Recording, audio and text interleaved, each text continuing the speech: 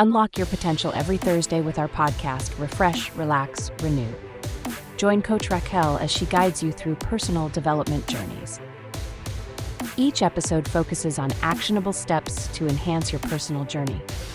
The podcast features 3 main segments to keep you engaged. We start with discussions on trending topics relevant to your growth. Then we unbox solutions to common challenges we face daily. Finally, stay updated with fresh funding opportunities each week. Tune in every Thursday for new episodes, and see you there.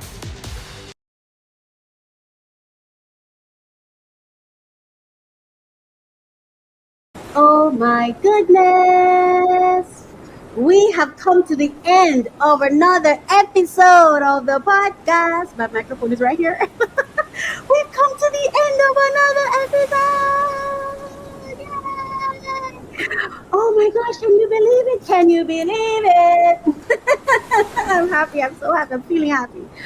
Oh my goodness, episode 12. And I think this season, I'm ending this season at episode 13. So we have one more episode for this season to be finished. And I'm so excited. I'm excited for where this is going, where it's taking me. And I love the fact that this is it's not just, I'm not here just to talk, but I'm sharing useful information. We're having conversations to create, where we're using other people's breakdowns to do our self-work for breakthroughs. It's about positive movement, positive activities. It's about positivity, positive living, positive mindset, right? In our going out and in our coming in, being positive. Let me, yeah, so you can see that positive mind, positive vibes, positive life. Oh my gosh, we've come to the end of another episode, and I am truly grateful. And I just want to say thank you so much for being here. I appreciate you. I value you. Please don't forget to subscribe, to like, to share, leave a comment, share with a friend, and thank you. Just thank you so much for your kindness in supporting my journey. I appreciate it. Okay, that's it for today. Let's get into this episode. Let's go. I love to open new packages. There will be the latest information on the top funding opportunities for entrepreneurs who are seeking funding. Come along with me. I'm Coach Racquel, and this is a passion project for me, so I am so happy to bring this to you. Thank you so much for listening. Thank you for watching.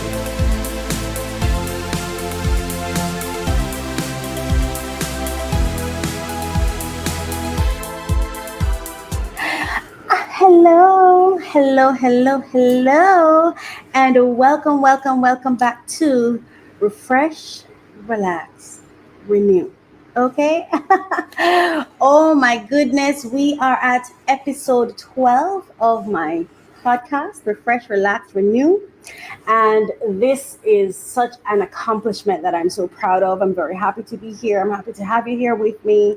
It is my hope that you're having as good a time as I am, because I am having a fantastic, phenomenal time.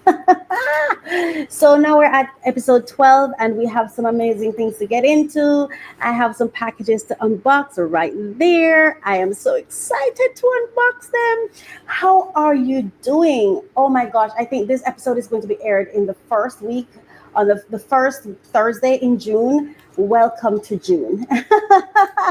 Oh my goodness, it is such a pleasure for me to be here. And of course, I am the Coach Racquel. And I'm so happy to be here with you today. I want to know how you've been doing. How have your days been? How are your nights? How are your evenings, your afternoons, your mornings? What is it like getting up to go to work in the morning? Are you doing well? Are you coping? How is it going? Let me know. Share it with me in the comments. Let's exchange. Or if you don't want to share, thank you for being here and thank you for listening. Please remember to subscribe, like, share, and leave a comment. I'd love to hear from you. It is my hope that you'll start talking to me soon.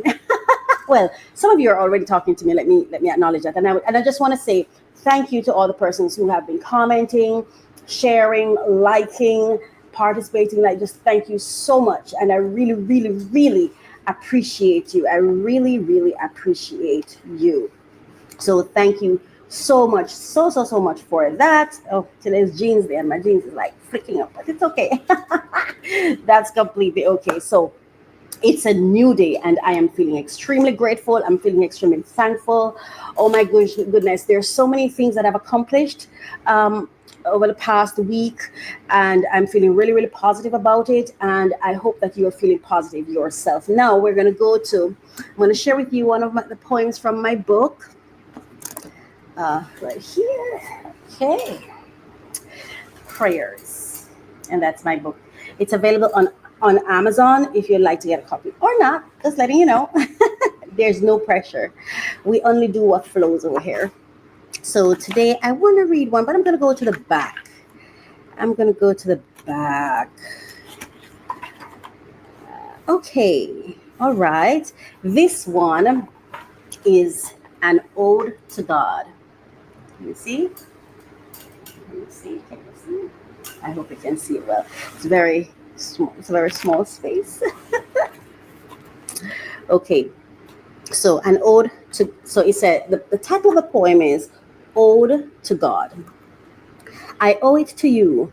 I owe it to my life to be its source of light. Oh, I like that. I like that line. Don't you like it? I owe it to my life to be its source of light. I owe it to my body to listen when it cries. I owe it to my mind to feed it with peace, not strife. And I owe it to my heart to spend it not on lies. To you, I owe my life. Your love is so divine. My world, my joys, my peace of mind. By your grace, I daily find. You've blessed me with some dear ones, some with pure hearts of gold. You make strength of my weakness. I find greatness within me from chambers unknown. I owe it to my neighbors to love them, everyone. I owe it to my enemies to outstretch a helping hand. My life, my heart, my all you own. I owe it to you, Lord. It is all yours, my soul. Amen. Wow. I think that was a beautiful prayer, an ode, a beautiful ode to God, a poem, a prayer in the form of a poem. Yes, I'm very proud of that one. Sometimes when I read my prayers, when I read my book, I'm like, who wrote that and when? And I'm just like, girl, what was going through your mind when you wrote that? Because to be honest with you, I don't know how you feel about it, but when I read it, it's real beautiful to me. It just sounds so beautiful to me, you know? So I'm so thankful for the gifts that this universe has given to me, and I'm just so honored to be the person to execute. You know what I mean? And you too. You should be share with me. What do you do? Are you an author? What do you do? Are you a podcaster? Share it with me, and I'll share it with my audience. You know, we can interact because we're here to support each other. That's why I'm here. I'm here to support, to offer support and solutions. So that's why I'm here, of course. Now, anyway, let us get into this. The first thing we're going to get into is our ASMR moment. So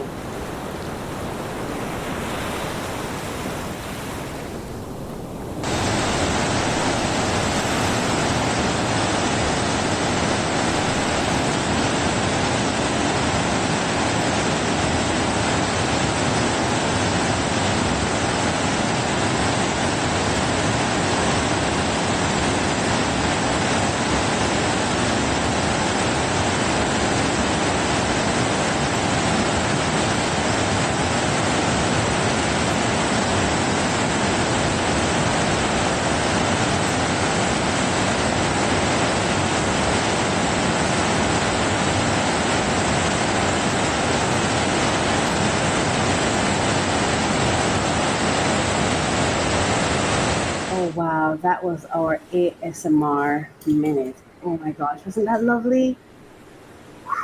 Wow, that was beautiful. I hope that as you I hope you gave into that moment and just allow the sounds of the ASMR to just take over and run through and flow through your body. I hope that you just allow yourself to just enjoy the visuals and just to bask in it. You know what I mean? And just to live in that moment and feel the air go, the oxygen go through your body. Let's remember that we are alive. And as long as you're alive, there's possibilities. As long as you're alive, there's hope. There's a chance.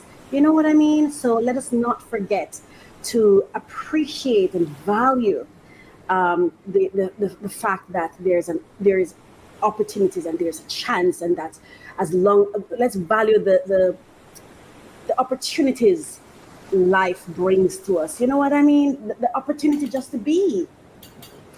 And I'm not even talking about any huge thing. I just mean just to be, just the ability and the opportunity to just to be yourself and to experience other people being themselves.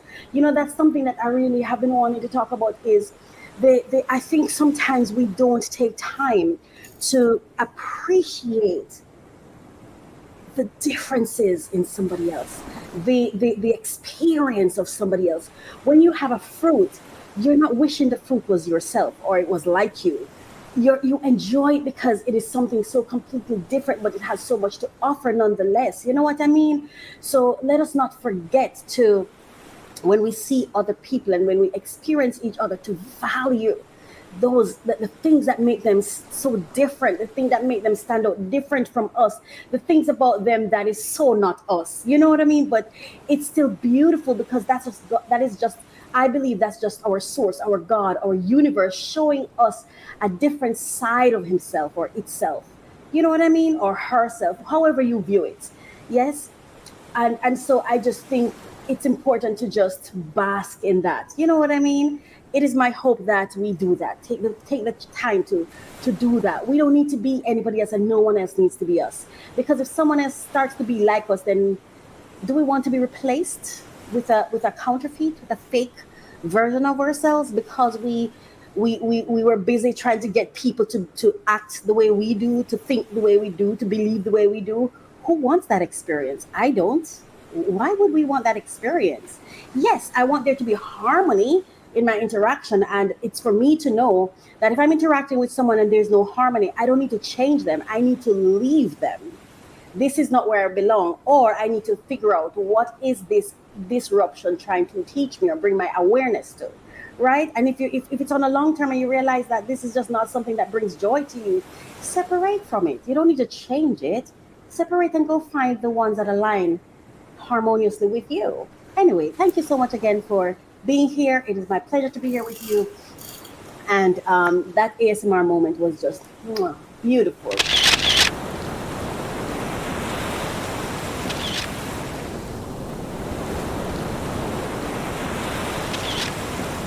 Okay, so I just want to say this. Welcome, welcome, welcome to our allegedly segment. So this is the allegedly segment. And again, let me just remind you, please remember to like, share, comment, and let me know your thoughts. And as we go into this segment, I just want to make this clear. It's a reminder. Please be mindful that it is not my intention to harm or hurt anyone. It is not my intention to belittle or disregard anyone or demean anyone. That's not the intention. There are no negative intentions here. Now, I cannot predict how the outcome or how someone might receive my conversation, my monologue, my thoughts, my ideas, and my feelings that I will express. I don't know how you receive it. It is my hope that you can receive it as me being myself and in my authenticity, and that it's not a slight against you or those you love and cherish, right? Because I know that when we talk about celebrities and stuff, there's some of you who really love them, you worship them, you hail them, and I don't mean this in any negative way, but they are important to you. Some of them are your heroes. I'm not trying to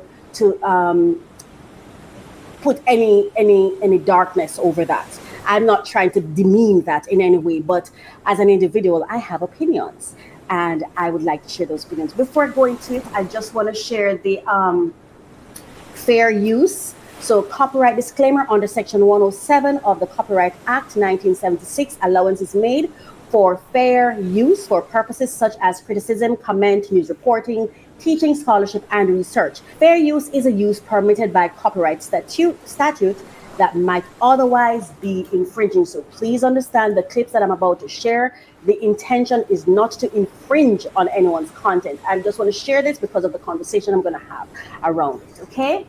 Together. So we're going to go into our story about Will Smith. And in this, he's talking about facing his fears and the fact that, you know, he found that, this is my understanding of what he was saying, he realized that he was living in fear, and the things he was doing, though good, though seemingly good or unfavorable, he realized that he was operating from a place of fear. And I thought, when I ran across this clip, I thought, I've got to talk about that, because that is something that affects me too, and I'm sure it affects other entrepreneurs. It's something that's a big deal, and sometimes we don't even realize that it's happening. So let's go there. I just want to credit the people who, so here we are. So this is a Will Smith interview on $1 million worth of game. $1 million worth of game. I like that. I like that, because to me it's saying, listen, you've got to come and listen. We are giving you, it's like wisdom, how to move. $1 million worth of wisdom. That's how I interpret this as $1 million worth of game. That's the channel, and they're at me. Wait, you'll see. They're at, their YouTube channel is at M Worth of Game. M Worth of Game. You've got to check them out, and I invite you to watch this entire interview. It's so useful. I'm only speaking about this particular segment, but you can go and watch the full interview. I would suggest you do, because it was such a powerful interview. And let me be clear, it's not because he's a celebrity that made it powerful. It's because I feel like he wasn't a celebrity talking.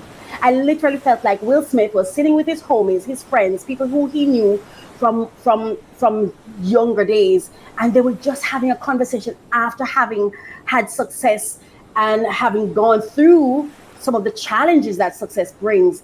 Almost like a humbling has happened, not in a negative way, almost like he's been humbled, and here he is again having a second experience of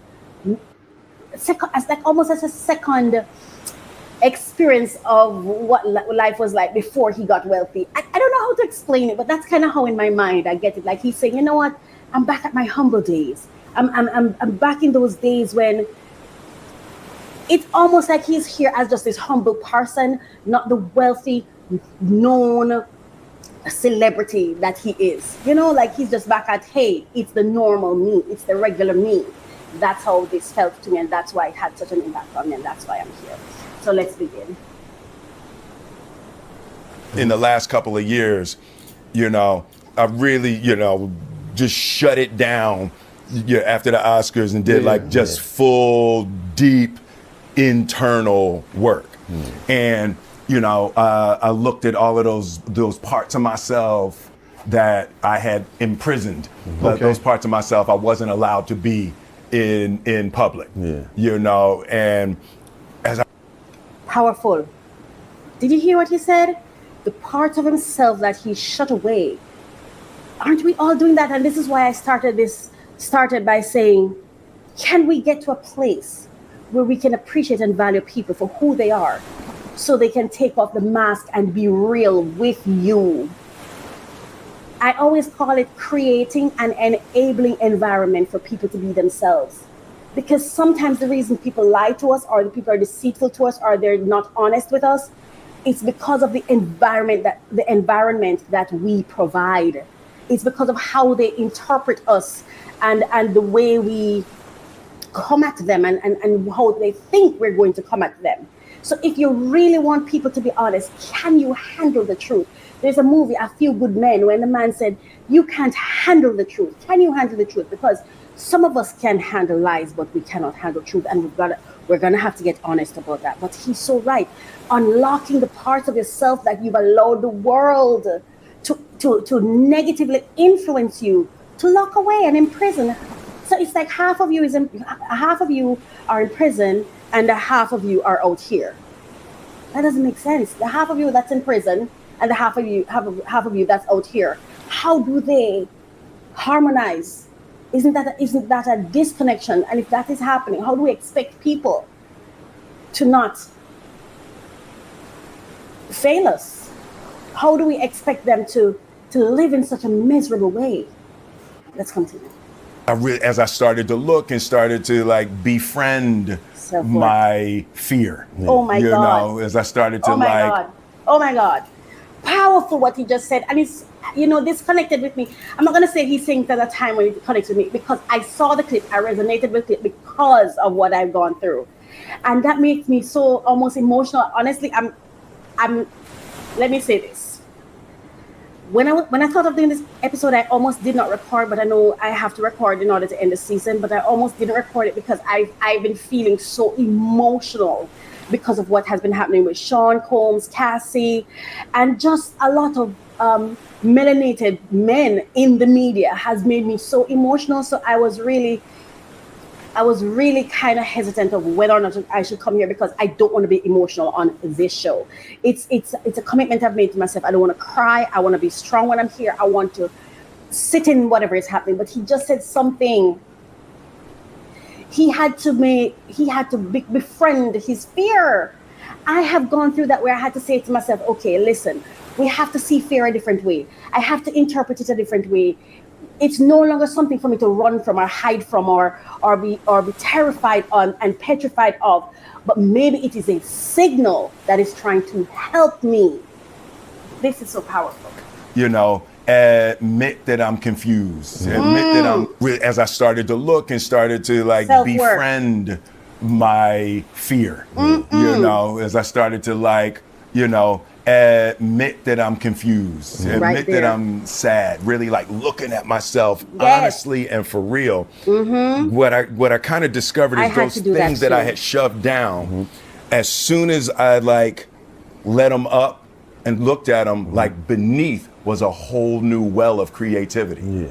Right? My gosh, I don't know if I'm going to be able to prevent myself from crying, from tearing up here, because I went through that same thing. It's what I call, and I didn't say this at the beginning, but I'm supposed to say it, right? Seeing it in the montage. This segment is about exploring other people's breakdowns, so it can inspire our self-work, so we can have breakthroughs. What Will Smith is talking about, I've been through it I'd say the last 3 years. That's the journey I've been on. 3 going 4 years. That's the journey I've been on. Because I lost myself and fear took over and I disconnected with who I was. Completely lost myself. Did not know who I saw when I looked into the mirror. I was not myself. I could not go outside. There was so much happening with me, right? And after I had to do a lot of self-work. You hear what he said? One of the things I had to face and deal with was, this is me. This is me. I also had to get at one with,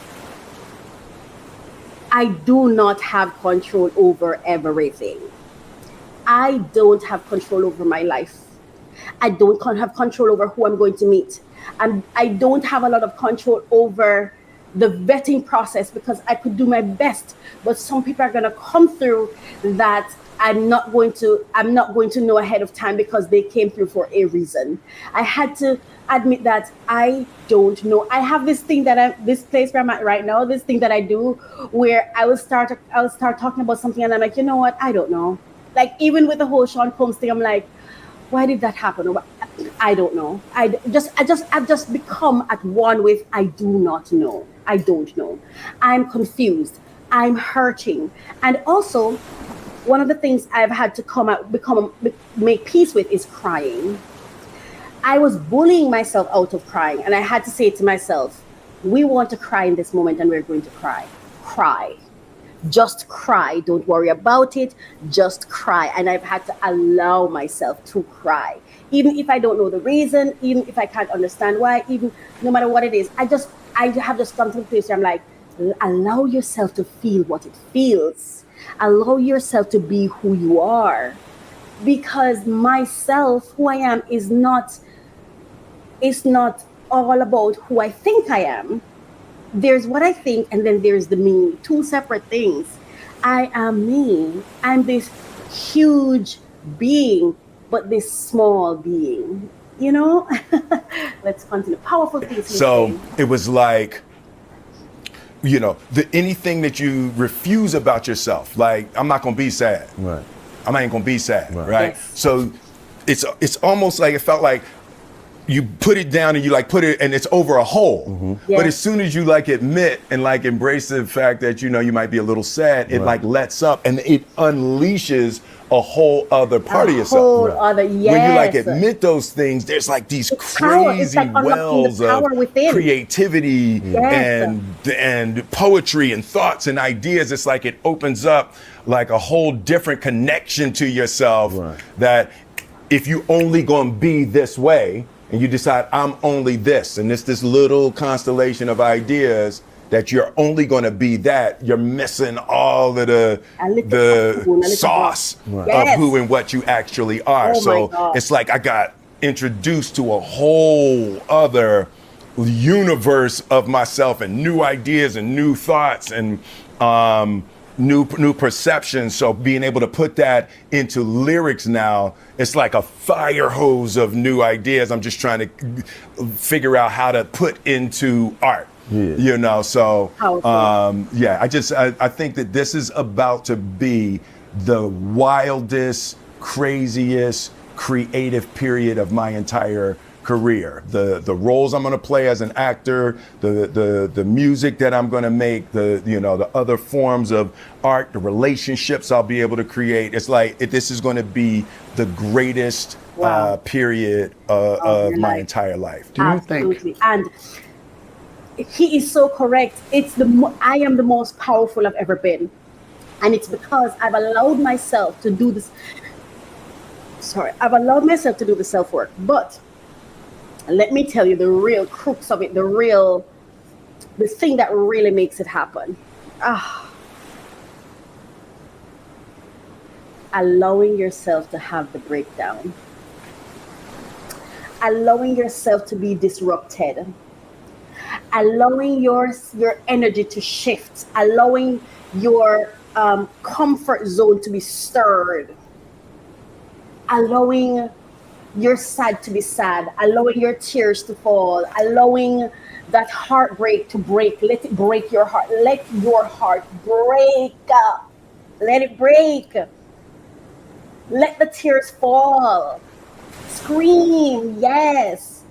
Do what you want to do, even though it's going to upset some people. Upset them. Yes, it's called disruption. It's a breakdown. Because once you allow the breakdown to happen, so for example, the crying is a breakdown, or the heartbreak is a breakdown in the emotions. But once you allow that thing to take its place, take its course, right? You're going to learn some lessons in the process.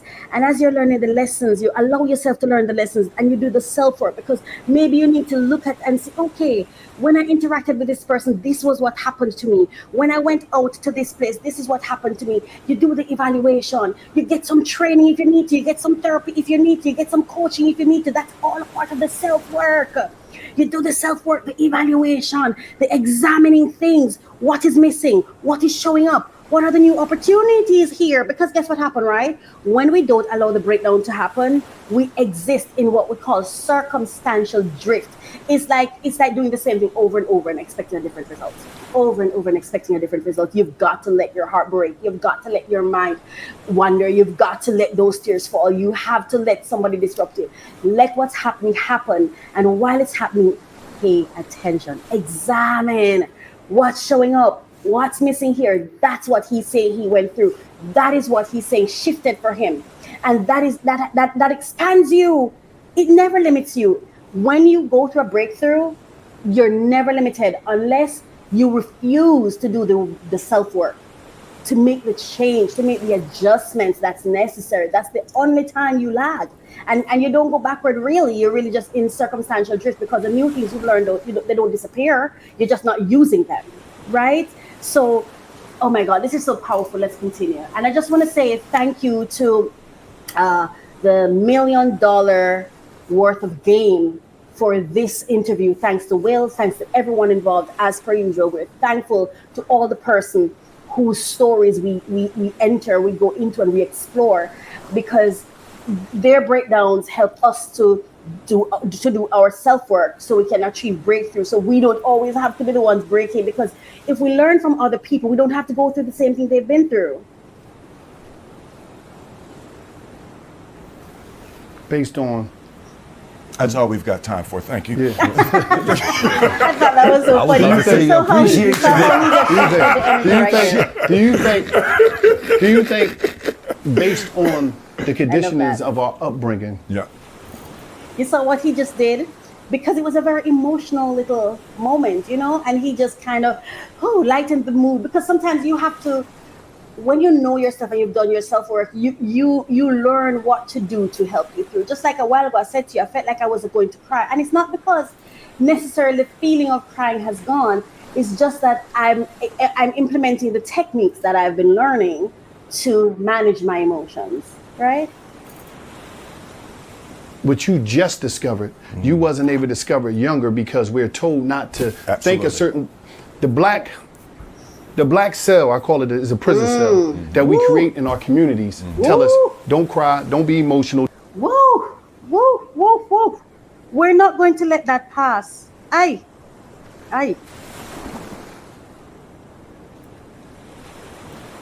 The black cell is our culture.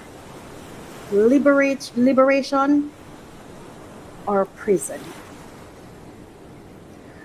Are the systems we have in place perhaps out of protection because of what we have gone through, or what we have perceived, what we perceive that we've gone through, or what we've been taught that we went through, or what we think we've gone through? Those systems that we've put in place, are they still useful? Have they outlived their usefulness? Are they just prisons now? Are we carrying forward bridges? Was something that we implemented supposed to be a bridge, but we have been hauling that bridge as a platform on which all lives, every life should stand, thereby creating a prison for the people we love and not knowing it. Worth thinking about, powerful thing. The fact that the man is interpreting that way, when you think about it, I really do feel sometimes like when I listen to how we talk, I feel like in the black community, we're so hard on each other. Like we don't expect each other to fail and to fall and to make mistakes. And even when we're not well, it's like you're still expected to show up perfect in this perfection, in this false sense of love, because it's not love. It's like we're in this endless cycle of lamentation, analysis, and criticism. It's like all we do is critique each other. We don't spend time to let me love on you, let me value you, let me experience you, let me appreciate you. Instead, we're just constantly critiquing each other and making analysis and lamenting the issues that we think we are based on how we're perceiving them, thereby creating a prison for ourselves. So we're not locked up, but we may not have bars around us, but our minds, the things we tell ourselves and each other closes the mind, thereby imprison us mentally. And I'm not talking about mental slavery. I'm talking about the systems of, and I think these were methods of survival, or strategies or techniques that we implemented for survival that we've been overusing. It's outlasted its purpose, because some things we were supposed to use, then discard. But it's like we're still bringing those bridges with us. We didn't leave the bridge where it was for somebody else to use it. We're carrying it on our shoulder, and thereby it's like we circumstantial drift. Yeah, listen to what this man has to say. Don't be vulnerable. Don't think outside of the box. You can't do this if you black. You can't do that if you black. Yep. If you do that, you ain't black no more. Do you think that programmed you to how old was you when you was able to break out of that box? Yeah. How old was you? 56. You think that programmed you to have you locked like in? 3 days ago. Blouse and skirt is what I was about to say. It happened for me when I was, and for me, it wasn't necessarily the quote unquote black experience, but it was wrapped up in the black experience. It was my upbringing. It was the way I felt about my place in the world. It was about, I didn't get up every day saying I'm a Black person, but it was in my subconscious, if that makes sense. It was in my subconscious. And so there were things I was trying to get away from. I was trying to get away from myself. I was busy trying to get away from myself. Right, Grant? No, but I'm just saying.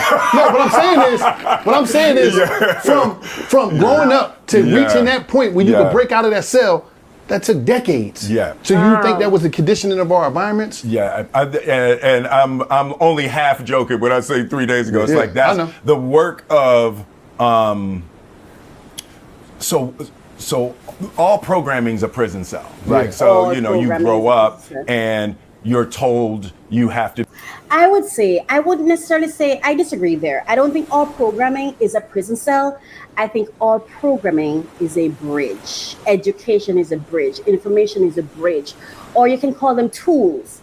But I think what happened is when you a bridge is not the road. It's not the path. A bridge is something that is supposed to allow you to get from point A over to point B, to get over a challenge, to get over something that was difficult to surpass. And then we're supposed to let the bridge go. But we keep carrying the bridge. We got stuck on the bridge. It's what I'd say. We got stuck on the bridge. We're on that bridge. It's like we're stuck. A lot of us are stuck on the bridge. I don't feel like I'm fully liberated from it either. But I can see myself moving past it, for sure, right? But it's a consistent, because there are people reminding you that you belong on that bridge. But I don't think the programming is a prison. I think the mindset around the programming is a prison. But I think the programming is a bridge that we, I guess, get stuck on, so it become a prison. So maybe we're saying the same thing. I don't know. Be a certain way, and it's not just our community. Every community. You grew up in an Italian community. You gotta be a certain way. You have to be a certain way. You grow up in a Japanese community. You got to be a certain way. So everybody, and it's done out of love most of the time. Your people want you to succeed, right? They want you to not suffer what they had to suffer. So they put the parameters in that you have to behave a certain way, and it's usually for survival. Yes. Right?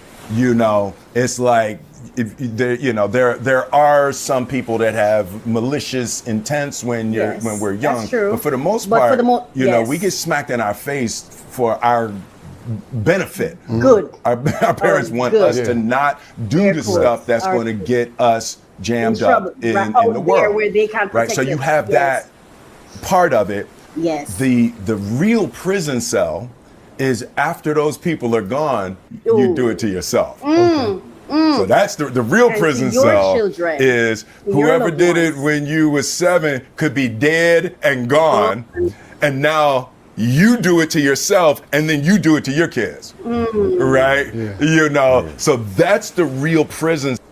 And that is it. When we oh my gosh, when we stay stuck on the bridge, the thing that was supposed to take us over from where we were to come to where we should be, and but we got stuck in the middle there. And oh my gosh, sometimes, like, I remember when I was younger, and person used to curse my father, like, he's not taking care of her, he's da da da da da. And as a child, to me, I felt like, but my father gave me everything he had. And it wasn't material things I was talking about. It was, to be honest with you, I felt like, when I look back at it, I felt like he paid attention to me, he listened to me. And it's so funny when I look back, because I really didn't get a lot of my father's time, but I thought I did. And I've realized why I thought I did. And I might have misrepresented the information, because to me, I was fulfilled with what I got. But then that taught me how to settle for less, right? But for me, it was the quality over the quantity. So I feel like, and I think I unintentionally or subconsciously was busy comparing my experience with my father with my mother, where my mother left and I was not, I was a stranger, but I was a guest in her house when I visited. That's how I felt. I'm not saying that's not on her. This is my experience, right? God bless her, because she did her best too. But I felt like with my father, okay, she left and I couldn't find her for so many years, for decades. for over a decade, but my father was always there. And even when I wasn't around him, he would still show up and pop up to see me. So it's like one completely abandoned me, but one neglected me. But the neglect wasn't so great, I guess, because the abandonment was so painful that the neglect, the popping every now and again was sufficient. It was more than the total absent parent. I don't even know if that makes sense, but as I look back and I have done my work, I realize that, wow, that's what happened. It's not necessarily that he got everything, but then one of the things I experience now is when I started saying my dad gave me everything, then people applied that literally, like he gave me everything. But for me, I said he gave me all he had. And even he admitted that he wasn't a parent at all to me. He wasn't a good parent, and he wasn't there, and he took no credit for whatever he thought I might have achieved, you know? But I still credit him because he planted a lot of positive thoughts in my mind, and he saved me from missing both parents. But I would have later reconnected with my mother, but I still never felt like I belonged with her. I didn't feel wanted, you know? And this is no slight to my mother. She was doing her best, and she did what God told her to do, whether or not I understood it, because I don't like the way I grew up, but I am better for it, if that makes sense. The mindset that it has put in me, had I not grown up that way, I don't think I'd have the mindset that I have right now. Yeah. So, and you know, starting to, once you are sovereign and you have control of your life, and for me, when I started to look and I started to see the prison cell of Will Smith, right? And there's great things. It's like being Will Smith we're not gonna talk crazy now. Being Will Smith ain't so bad. Fantastic. It's He just is phenomenal. not. He's It's just phenomenal. not all of me. Yes. Right? There's a lot more other than those couple of things that I wanted the world to see, so I could feel safe, so I could feel loved, so I could make money. Right? Yeah. It's just the best of me. I hope we understand the power of what he just said, because this is what I mean when I say everyone is hustling. Everyone is putting their best foot forward. Everyone is doing what is necessary to survive, to get to the next step, to do what they need to do, to attract what they need to attract. And I call it a hustle. And I don't mean it in a negative way. It's everyone is hustling. Remember, when you meet someone, they have their agenda in that moment for that thing that they're doing. And saying it's an agenda does not make it automatically a bad thing. Sometimes when I say everyone have an agenda, persons think I mean a negative thing. You have good agendas and you have negative agendas. But the balance is important, right? So you need both the good and the bad, or what we call the good and the bad. Because to me, I have just disbarred the word or banned the word good or bad, right or wrong from my vocabulary, because I feel like once I start saying good or bad, it replaces God. That's how I feel. Once I start determining if something is good or bad, there's no longer God is using them, God is intervening, God is disrupting, God is working here, because I have replaced that with good or bad, right or wrong. But the moment I remove whether or not this is good or bad, I can say, God is doing something here. A breakdown is happening here. A breakthrough is happening here. Someone is doing some self-work. See, but the moment I start describing it good or bad, really God is left out of the equation. That's my understanding, that's my interpretation, and that's how I see it.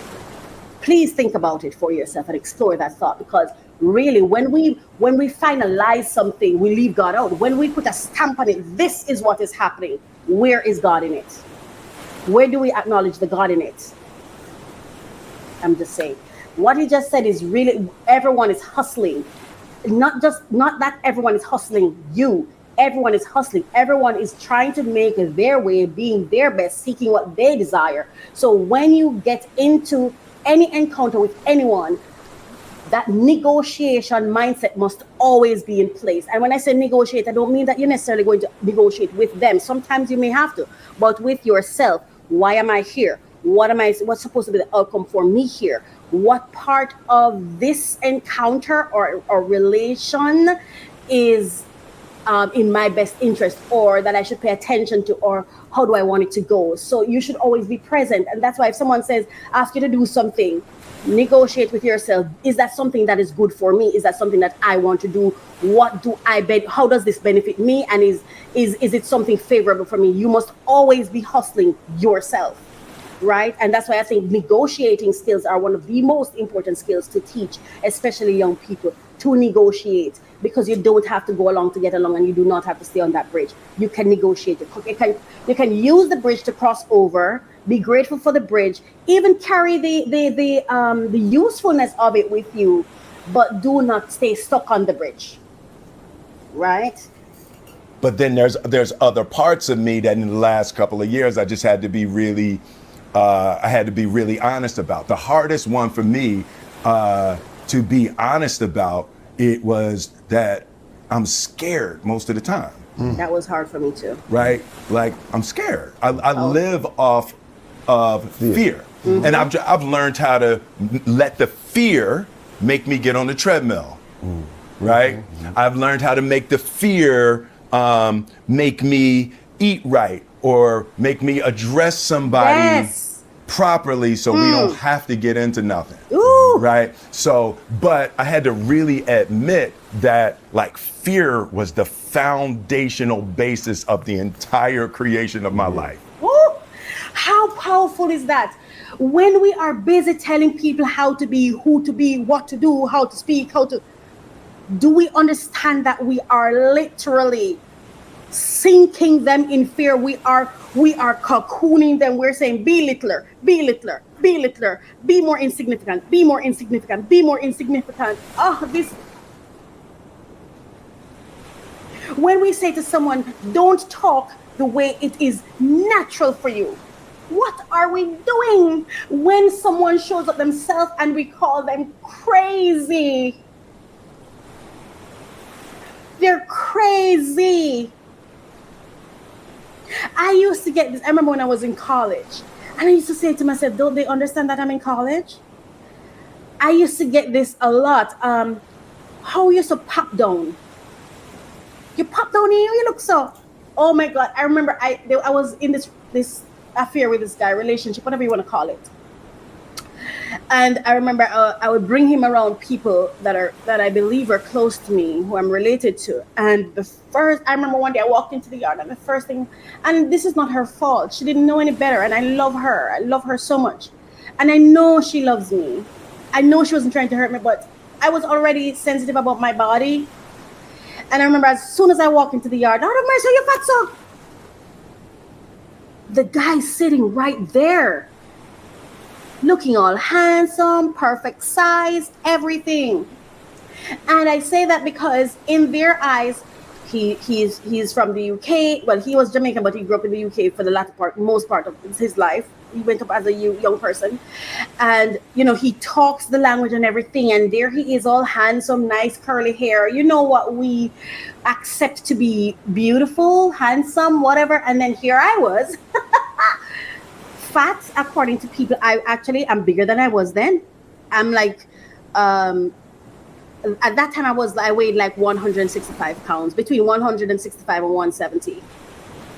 But what happened then, because I understand why they were thinking I was so fat, is that I didn't really have a budget for clothes. And so my clothes usually fit small. So of course that makes me look bigger, because the clothes is tight on me. But really and truly, I was just not wearing my correct size, Anyway, it was so belittling. And when I was just constantly hearing that. And for me, I had to be like, so what I did, even growing up as a child, this was something I did from about 8 years old, because people have always tried to talk down to me. Like, I remember they used to be like, oh my gosh, she's the dirtiest kid in the community. You can't take care of her. You have this little girl and she's just dirty. And then they would say, but she is very smart. That's the only thing they'd say about me, And what I did was I studied. I said, okay, it never affected my self-esteem in a conscious way. I don't know if it affected me subconsciously, but it didn't. For me, that made me say, okay, well, I'm not that, so I'm going to be this. For me. So I was just like, okay, whatever. So if someone says to me, oh, you're loud, I say, okay, not a problem. I am loud. So I wouldn't necessarily stop being who I was, because for some reason I was going to be who I was. I was going to be me. It was very difficult for you to get me not to be me. So I would just take what you gave me and say, okay, fine. If that's who you see me as, then that is not who I am. As opposed to, okay, you see me that way. I don't want you to see me that way. I'm going to change. No, I'm not changing. I'm not changing like that. For me to execute change for someone, we have to have a negotiation. We have to sit and have a conversation for me to understand your perspective, how what I'm doing may be causing harm to you, and we can negotiate what else. I don't just change just because you tell me to. It has to be a negotiation, right? But that was just how I think I know it's my father and the way he reasoned with me that made me that way, right? And so we have to become conscious about how we're interacting with people, because what are we really asking of them? What are we really telling them? We're telling them to go to prison. We are literally imprisoned the very people we love and care about without knowing it. I was scared most of the time. Me too. And that was based on my childhood. It was like, I was always the smallest one, so I couldn't really fight, so I would get bullied, and my father beat up my mom in front of me, and I didn't do nothing, and it just, it just, it built in their PTSD, right. fear reaction, right? Yeah. So it's like, once I admitted. And that was it for him. For me, it was, I don't know if it was just rejection, because I feel like I'm okay with rejection, but is the thought that I felt comfortable and confident with someone that I didn't realize didn't want me. Oh, the same that still hurts so bad. Like, you see, if I even think you may be thinking it could possibly be that you don't want me, I would rather die than be around you. It was fear. I wouldn't even have the conversation with you. I would just disappear. I would just disappear. And there were times I got it wrong. I misunderstood a moment, right? And thought it was, like I said, I don't think it's a matter of rejection, because this is it, right? For me, I love that upfront rejection. I don't want you here. Oh, thank you. Wonderful. That doesn't hurt me. What hurts me is staying at a place, pretension. When someone pretend, is there something called pretension or pretentiousness or something, whatever it is, it's words. But I don't like to be around pretense at all. I do not like anything that's not authentic. I'm out. I am out. I don't want to be here. I don't like existing in false reality. I don't like it. When I'm with somebody who I think, oh, but this person loves me, and then I find they didn't even like you, that thing has the capacity to completely demolish me. It can just destroy me. So I had to work on myself, because they're free to be who they are. Remember, everyone is hustling, so I should show up hustling too. And my hustle in that area should be showing up with mindfulness. Mindfulness is my hustle, where I'm like, be clear that you belong here. Ask the questions you need to ask. Find out. Don't stay at this household if this is not a space they want you in. Do your research. Do your evaluation. Once I know I've done my best, it's easier to handle a failure. So even if I did not understand it correctly, or I misinterpreted the results I found, and it was a place where they didn't want me, it's easier for me to handle it once I know I've done my best at evaluating and checking and negotiating and doing my part of the hustle. You know what I mean? Powerful. To myself that I'm scared, and then started leaning into it. And I don't know if you noticed, probably about 5 years ago when I started doing all kinds of crazy, jumping out of helicopters over the Grand Canyon, that was crazy. Swimming with sharks and all of that. Crazy, it was like when I realized I call that Caucasian activity. That was crazy. You see that prison? He calls it the Caucasian activity. You see that? Now, how is that Caucasian activity? But I understand why he said it. See what I'm saying? Because I guess perhaps the research might show that they do that more frequently, or maybe we only pay attention when they do. I don't know, but that's another part of the prison, the perceptions that we hang on to. You know what I mean? But he said it with heart. He didn't mean to hurt. So this is so important what Will Smith was talking about, and I hope this was helpful for you and that it helped you understand when I say hustle, when I say allow the breakdown to happen, because this is what happened, right? The moment you say, okay, I am scared, instead of pretending like you're not scared, or running away from the fact that you're scared, but the moment you say, I am scared, guess what happened? You can become strategic about it. You can use the fear. You can find out how can I use this? Or now that I know that I am scared, how do I move with caution, with wisdom, with security? You see what I'm saying? But if we never face it, then we just keep existing in it, not even realizing. And remember, for a lot of us, we don't even know it's fear. Fear doesn't always look like it's fear. There's some persons, like, for example, right, please don't get mad at me with what I'm about to say. This is one of my angels I'm going to talk about, and I love you so much, and I know you love your baby girl so much. And I'm aware that this might cause a disruption for you and a breakdown for you. But when I hear you, the fear you express when you're saying, oh my gosh, this happened to her, and because she cannot speak and whatever, maybe it's not because she couldn't speak why that person scratched her in the face. Maybe it's not that. Maybe it's just that person was just bigger. Maybe it's just that person was a bully. Maybe it's just that it happened so quickly to her, she didn't have time to respond, or maybe she hit him back, but it wasn't a scratch. Like, there are so many things, but that fear, oh my gosh. And I'm telling you, man, when I heard the fear in her, and this is why I don't believe in single motherhood, because I think in that moment, if someone who loved her, a male energy that loved her, held her and say, I know you're hurting because of what just happened to your baby girl, and I'm sorry. She's going to be okay. Just hold her and let her know this is not what happened to you that's happening to your baby. It's not. But because of what happened to you, if instead of moving in fear because of saying, I don't want it to happen to her, what you can do is explore what happened to you, so you can learn, okay, so what could I have done to protect myself? And then teach that to your child. See? So instead of allowing it to form fear, allow it to teach strategy. That's all I'm saying. Now we're going to go to the clip we're going to go to now is it's Kanye, and it's perfect because I feel like this clip with Kanye is going to be exactly what, to me, in my interpretation, is exactly what Will just spoke about. Kanye literally enacted. It's like Kanye, Ye. Please forgive me, Kanye. Not that I think you're ever going to see this, but forgive me. He wants to be called Ye.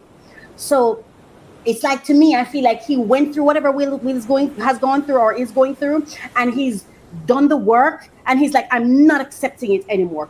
I have my boundaries clear. I am in my negotiation era, and I will not accept anything. So this is what I'm about to do. I literally feel like this is exactly what he enacted, exactly the principles of what Will was talking about, showing up yourself, being yourself, and being unafraid to be yourself. And then here he is enacting, showing us exactly what that might look like. So let's go.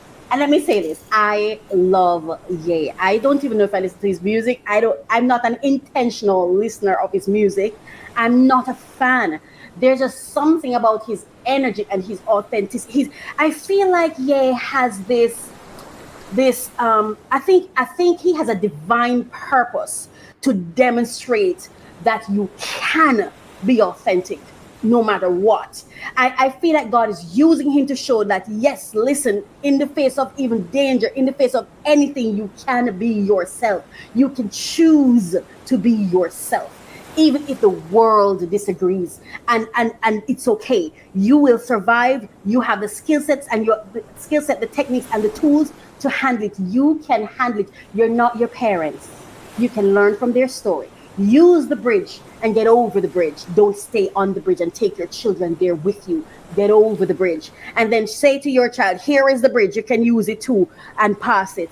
But we can't keep them stuck there. All right, so let's go to the clip with Kanye now, with Ye.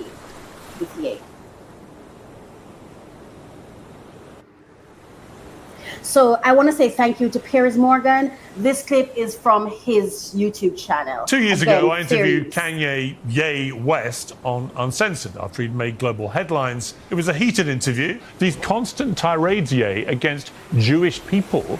Have you felt my pain yet? No, I want to stop right there because there's something I want to say. Piers Morgan, I don't know that you'll ever see this, but if you ever do, I want you to know this. Why am I'm getting emotional again. I'm an emotional person. I'm an empath, okay? Just be mindful of that. Okay. I love Piers Morgan. I really do. Let me tell you why. I think he and Kanye is probably very similar, which is probably why they they got it. What I love about Piers Morgan, I don't love everything Piers Morgan does, but I see a divine intention in him where he is willing to have the ugliest conversation with the ugliest person.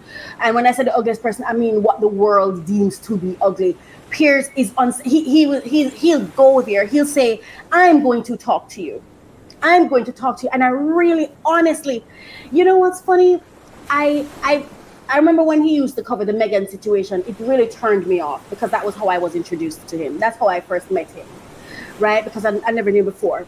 And I then also I didn't want my thoughts of him to stay there. So I intentionally started to look for things that he does. And I saw where he goes into the prisons and he talks to the prisoners or whatever. But let me tell you what got it for me. I saw him on Britain's Got Talent. And that was where I saw his heart. I don't know how to explain it, but there was a softness in him. For me, it's my interpretation.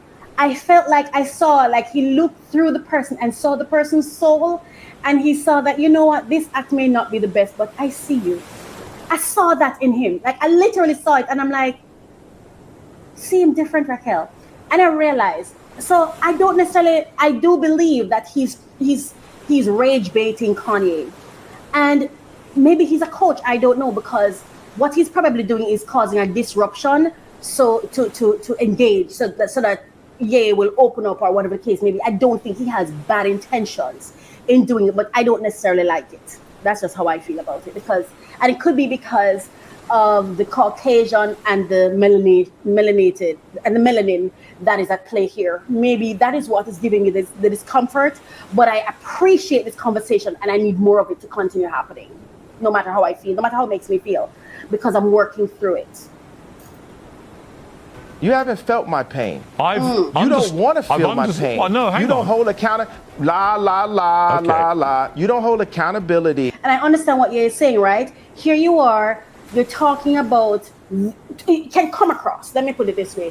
It comes across as the Jews are important to you, and so you're going to hold me accountable for what I said about them. But you have not yet acknowledged why I might have said what I said about them, the pain I felt, acknowledging my pain before getting to what displeased you. Let it be clear that I'm here. I'm the one that's here. They're not here. I am here, right? Well, they may be in the view they're watching, but I'm here in person. I'm here with you. Acknowledge me. That's what I'm hearing Kanye say. Acknowledge me. I'm here. Acknowledge me. Acknowledge my pain, my trauma. Acknowledge my why. Acknowledge my why. I have a reason. This is my public negotiation. This is my hustling in this situation. This is me fighting to be me, no matter how powerful they are. So you need to acknowledge me and who I am. That's what I'm hearing Kanye say. To my pain, you're being a Karen. Do you believe that you have any form of mental illness? I believe that I suffered from exhaustion. It's beautiful I when we can suffered allow from tough being lied conversations to happen. constantly by the people around me, by my management, by my ex-wife. Do you still love Kim? I absolutely I'll love her for life. That interview last. Oh my gosh. This was a responsibility. I need to make something clear. These clips that you're seeing, they're clips. They're chopped and cut based on what I wanted to talk about. So please, This interview did not happen in this flow, and neither was the one with Will. I need that to be very, very clear. It did not happen. It didn't flow this way. Okay, so it may make the host come across as insensitive or whatever. It's not. He's not being insensitive. It's because I chopped it up and I just took out select clips. So please, you can go to @PiersMorgan Uncensored on YouTube and you can watch the full interview and get your own and come to your own conclusions. Did 2 hours. So this is a new Recently, interview. That was he's an taken old to interview. posting endless, outrageous anti-Semitic slurs. Right. So he had an interview with him then, and now he's coming back to Kanye. I don't remember if Kanye walked out of that interview, but anyway, he's having him on again, and they're having him. On X, he frequently professes his great love for Adolf Hitler. He poses. That interview lasted 2 hours. Right. Most recently, he's taken to posting endless, outrageous anti-Semitic slurs. On X, he frequently professes his great love for Adolf Hitler. He poses in swastikas and KKK costumes. He says things like Jews were better as slaves and they should be whipped. We all know this because X has allowed him to carry on doing it to his 33 million followers. I've argued for a long time. And I want to make this clear. I have not seen the clip, the posts that he's referred to. I don't know the context of the post. Again, it's just the interview that we're going on. For me personally, when I hear him say these things, I feel like he's rage baiting Kanye. That's how I feel.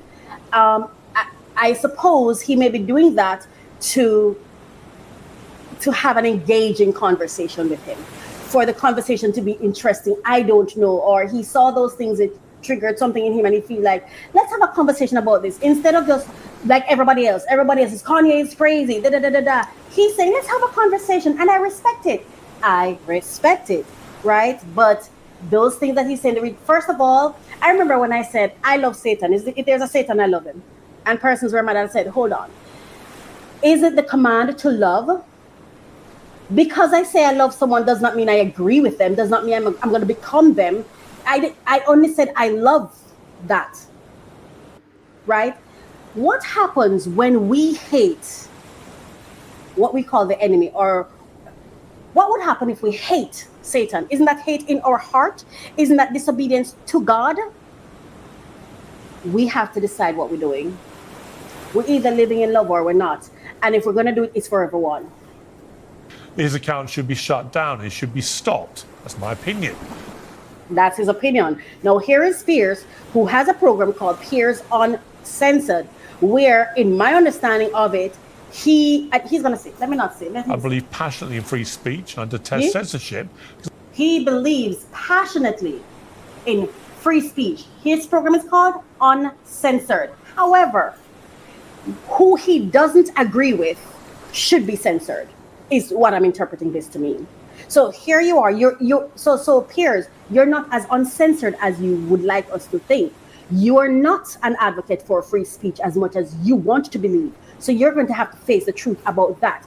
Because if you really want to claim title of freedom of speech advocate, then you have to know that means freedom of speech for what you considered hate speech, for what you considered cruel speech, for what you don't like, for what you don't agree with. It's only free if it's free to all. It's not free if it's just to the people who you like and who you agree with and who you can't prevent and you can't stop. It can't be just those people. It can't be only with those people who you can't control or who you submit to or who you worship or who you adore or who you admire or who you value. It has to be for everyone. It's freedom for all or it's not freedom. So we have to get clear about that. I believe in the importance of sharing honestly held opinions Do you? in a democracy. Do you? Posting endless, vile, anti-Semitic insults. But those are endless, violent, anti-Semitic to you, and based on your interpretation and those who interpret it that way. Is that what the man meant? You know, sometimes I'll post things on Facebook and people just run away with it. And I'm like, it's a caption. How much could I have said in a caption? Do you know that there's only so many words you can post in a post? There are only so many words, right? And sometimes because I want it to just be a caption, I just say something and people don't come to me and say, hey, What did you mean when you say that? What was that supposed to mean? They just come with they've already drawn their own conclusions, made their assumptions, and they've already concluded on exactly what they believe you're saying. And that's not what I was saying. That's not what I meant. That's not what I said. And I wasn't trying to trigger you either. I just wanted to make a statement, and that was it. We need to normalize asking questions and having conversations, even when they're difficult conversations. We've got to normalize going beyond the headlines. We've normalized the trolling. No, we need to normalize becoming less of a troll and more of a conversationalist, learning people and having real conversations. Encouraging violence against Jewish people in these unhinged tirades Your on a interpretation. privately owned platform. This is what to you do call with free. Unhinged tirade. Unhinged. You're calling the man unhinged. You're demeaning him. You're making him less. You are making him less of a person. You're saying he is less than the Jews because of what he said about them. That's what you're saying. You are demeaning and marginalizing this man. You're even ostracizing him. In my opinion, this is my interpretation of the things you're saying, and it's dehumanizing. That's what you're doing. You're dehumanizing Kanye. Yay, you're dehumanizing him, and that's not okay. But freedom of speech is something I actually believe everyone should have, because God did not muzzle us, so nobody should. So those are your interpretations and you're entitled to them. And I'm not going to demean you in that way.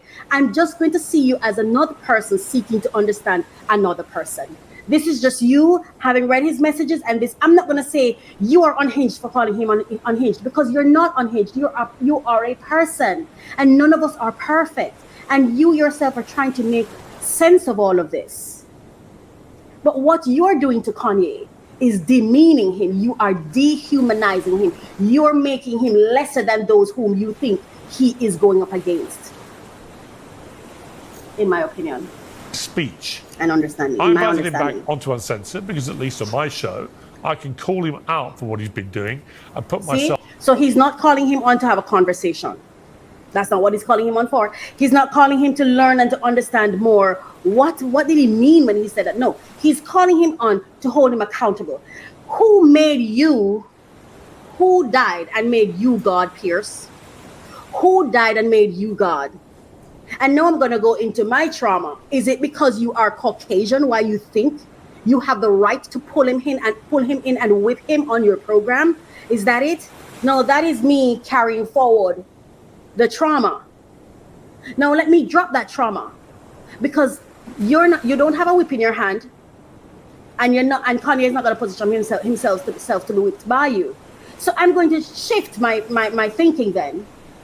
This is one man who thinks someone else is doing wrong, and so he feels as a leader, perhaps he should call him up for some accountability, or maybe he's saying, you know what, let me hold this person, because accountability is a good thing. Let me have a conversation about accountability. Let me tell him how I'm receiving this, and then it gives him an opportunity to say that's not what he's trying to say. See, I want to see it different because Pierce, I want to see the best in you, and the reason I want to see the best in you is because I know my intentions are good, and I'm no better than you. So there's no way I need to think your intentions are worse than mine. We have good intentions. So I'm going to accept that in this moment. Though the reminder of what happened before comes to my mind, I'm not going to let it lead my thoughts. So let's continue. In between the 33 million followers who see his post without any challenge whatsoever. Our producer. You heard what he said? 33 million followers. Now take note of that. Spotted that he was in Spain with his friend Sneeko, and we invited both of them on for an interview. Ye West is rarely out of the headlines at the moment. It's fair to say the headlines are equally rarely positive. The rapper, producer, and fashion designer is currently working on a new album. Several new tracks were previewed on a recent live stream with his friend Sneeko, and both Sneeko and Ye join me now. Well, welcome to Uncensored. Ye, we haven't spoken for a while. How are you? I'm doing good. I don't use the term West, you know, the whole drop the slave name idea. Okay. Oh, it's the so we West just that call he's you dropped. yeah, yeah? Okay. So you have sir. Kanye and you have Okay, Ye. well, look, No West. Okay. When I thank you for last that. interviewed, we had a long conversation. And since then, a lot has happened in your life. Do you realize that even in the way that Ye has shown up, to me, I feel like he's already on the, I'm sitting on my boundaries right here and I'm not letting anyone play with me. The energy is clear, right? Because in my opinion, I feel like if he heard anything Pierce said before, I would be in the mindset of, oh, so what? You think you're going to come drag me up here to what? Treat me like I'm a boy, I'm a child, so you're going to what? Tell me I was wrong, are you going to whip me? What? The thoughts that would have been going through my mind. What are you trying to tell the world? That I'm a boy and you're going to pull me in and discipline me? Is that what? So even with the way he is sitting, you know, like, all right, let's have this conversation. What's up? Yeah, because we're equals. So what's up? What's up? You know, let's go. That's how I'm interpreting it, and I don't blame him. Like I said, Pierce is coming with his hustle. Ye is coming with his hustle. Pierce is coming with his mindset. Ye is coming with his mindset because we're equals. We're equals.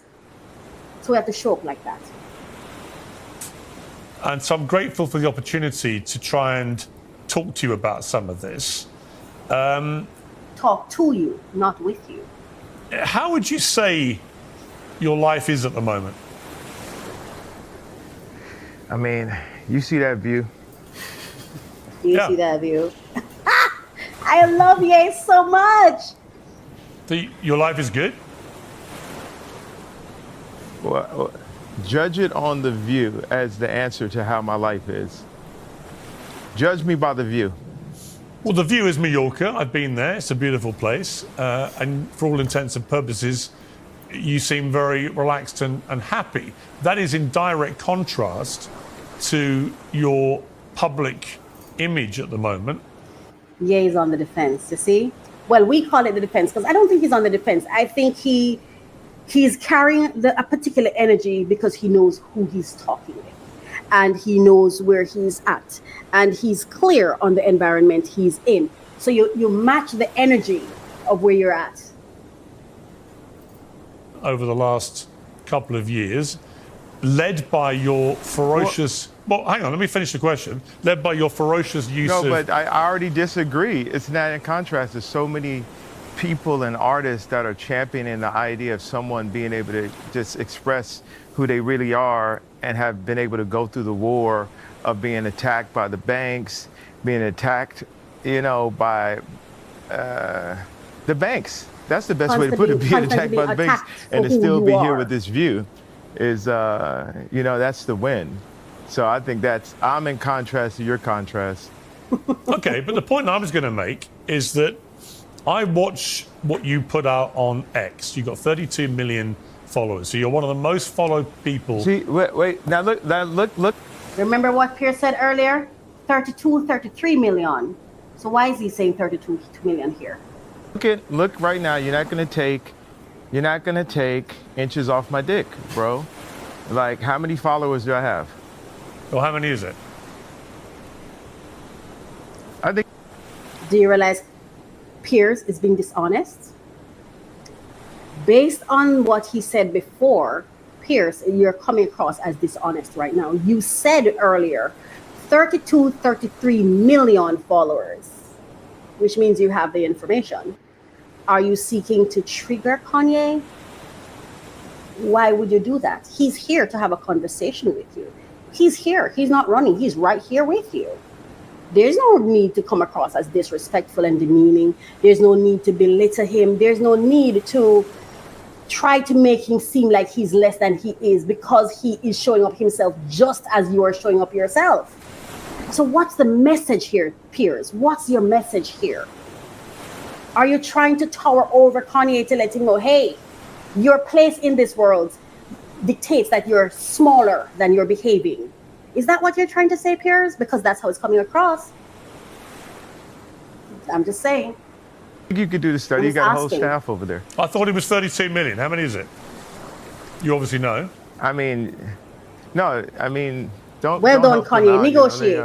I'm This- told it's do whatever you want 33 to do. million now, so congratulations. I want you to pay more attention to what Ye is doing than or pay attention to what they're both doing. But when you leave this conversation, I want you to leave with what Ye did.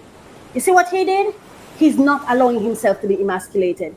He is letting you know we're both here. We both belong here, and I'm not going to let you play with me. I'm going to meet you with who I am. You're slightly Which is bigger a good following than I thing. thought. No, congratulations. Your information is correct. You're not just some, dude trying to sub. I'm a gift, bro. You know what I mean? Why do all you people in media act like you haven't Know played my your songs at your worth. weddings or graduations or at funerals or when your child was born? And act you like take you know your somebody worth. that's living like a Lennon, a Michael Jackson, and you just take all this time to just like that nuance right there. It's idiotic.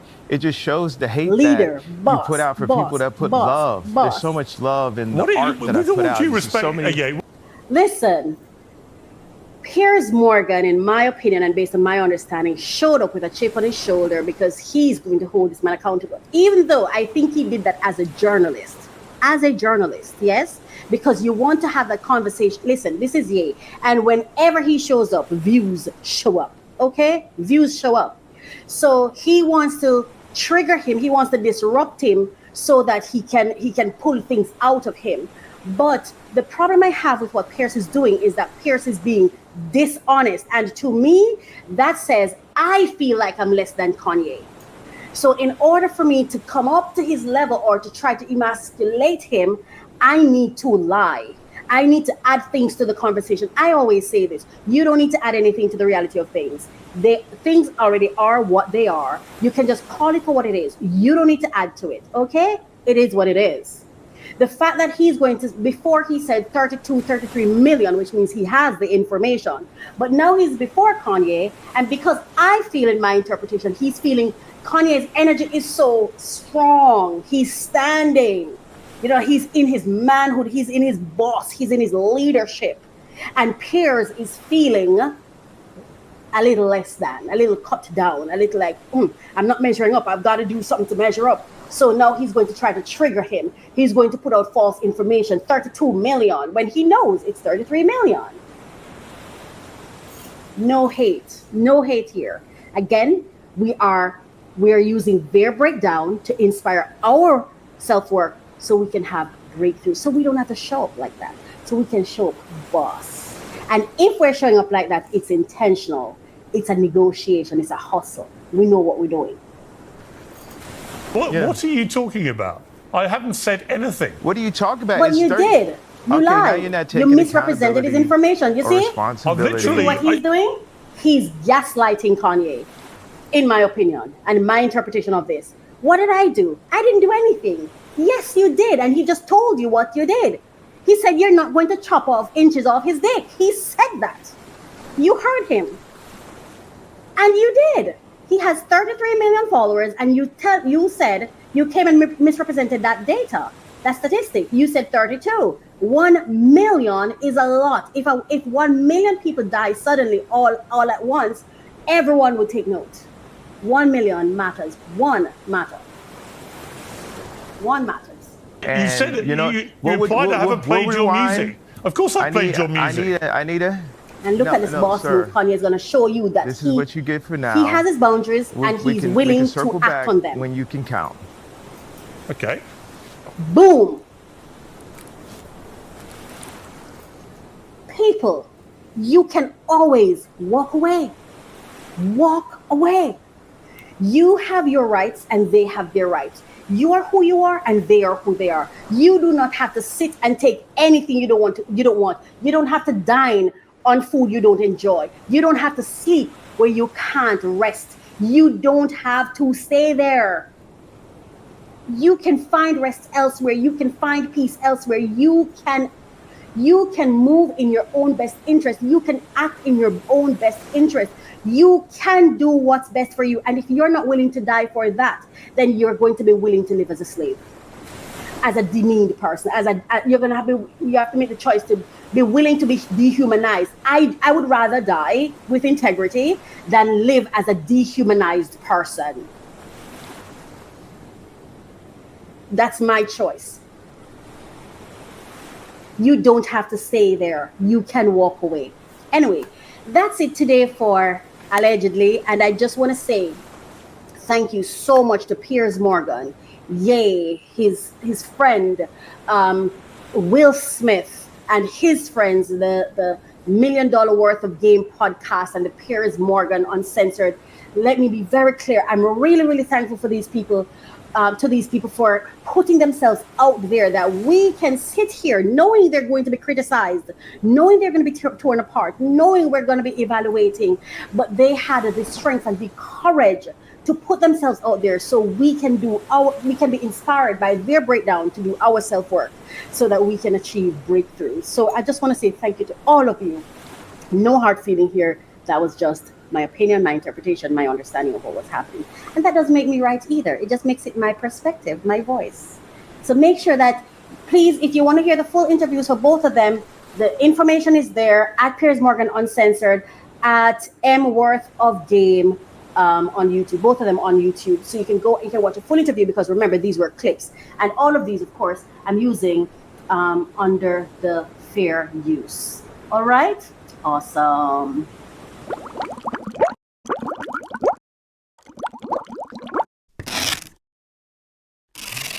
Okie dokie.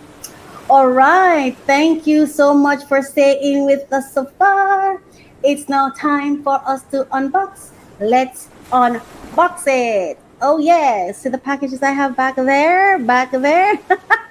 That's what I'm going to be unboxing today. So let's get to it. Okay. I think this is that loud, but let me check to be sure before I expand it. Peekaboo! Oh my gosh, it is. It is it. Aha. So this package, and remember, always remove your personal information from your packages and discard it before you dump the garbage. Always do that. So once you put the tape on it, it just really disappears. Yeah, so let's do that now. I love to rip things apart.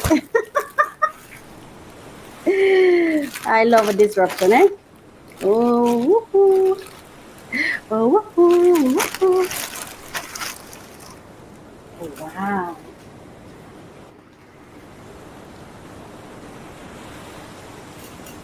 See? You see that? Oh.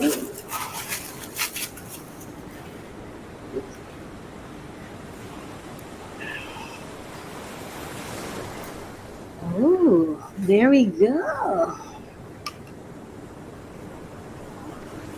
I love the color.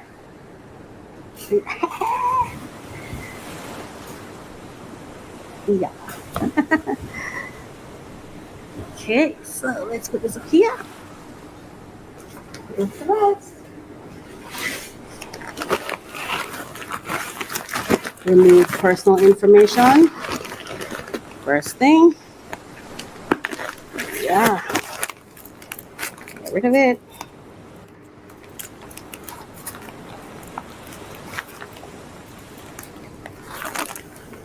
Yeah. And let's do this.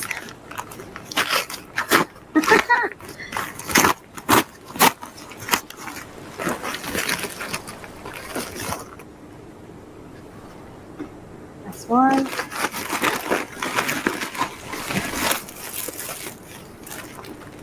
Woohoo. So there are 3 things in this one. So let's go to this. All right, that's this. It's gonna create a mess. I'll clean it up afterwards.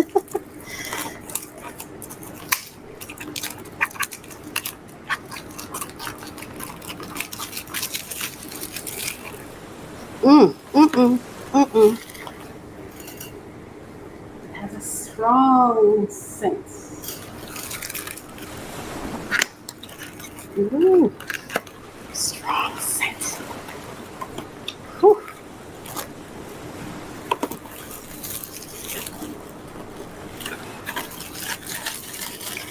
Okay, so it's just a box. It's there.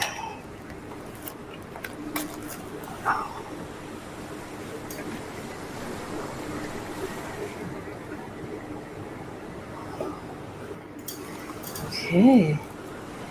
So that's what this is. So this product, I found this product on TikTok, right?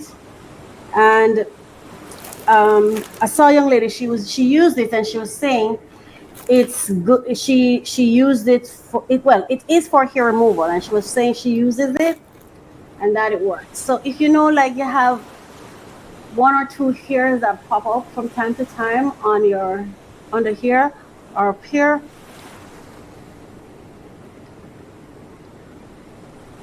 you can use it. So I'm going to be trying it because from time to time I have one or two myself that I have to pluck them with the tweezer. And so if this is a better option, I'd like it because I keep cutting myself with the tweezer. I keep cutting myself. So that's that.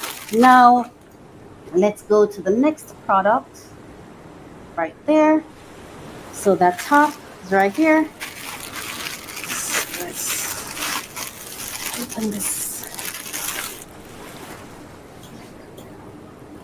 All right. Ooh, I like the material. I like the material. It feels like a cool material.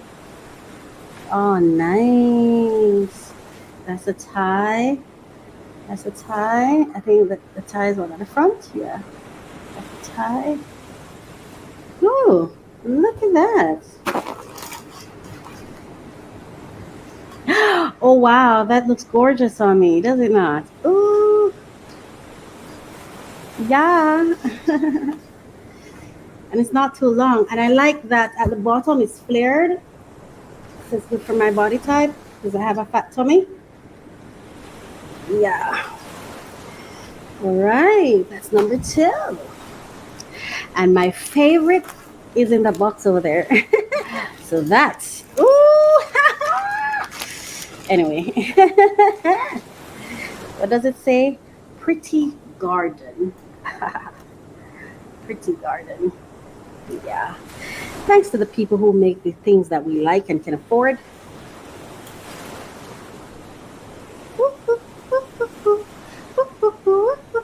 That's a phone ringtone. Oh my mind, baby. Oh, this is a jacket.